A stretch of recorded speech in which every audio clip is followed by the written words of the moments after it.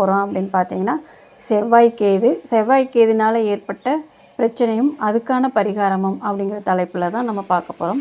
ஒரு ஜாதகத்தில் செவ்வாயும் கேது இருக்குது அப்படின்னு சொன்னால், அவங்க செவ்வாய் அப்படின்னு சொல்லக்கூடியது உணர்வுகளையும் உணர்ச்சிகளையும் சொந்த பந்தங்களையும் அதுக்கப்புறம் தன்னுடைய எனர்ஜியையும் இதெல்லாம் குறிக்கக்கூடிய ஒரு வேகத்தையும் குறிக்கக்கூடியவர் தான் செவ்வாய். அவங்க கூட கேது சேரும்போது உறவுகள் பிரச்சனை, இரத்த சம்பந்தமான பங்காளி சண்டை அப்படின்னு சொல்லக்கூடிய உறவுகள், பங்காளி சண்டைகள் இதெல்லாம் பிரச்சனையில் இருக்குது. அந்த மனிதர்கள் அனுபவிக்கிறாங்க.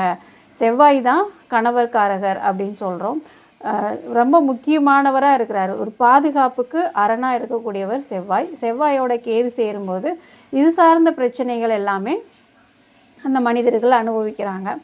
அப்படி என்கிட்ட ஜாதகங்களில் அவங்க மேஷ லக்னம், லக்னத்துக்கு 3ஆம் இடத்துல செவ்வாயும் கேது இருக்குது. அப்போ அந்த கேது இருக்கும்போது செவ்வாய்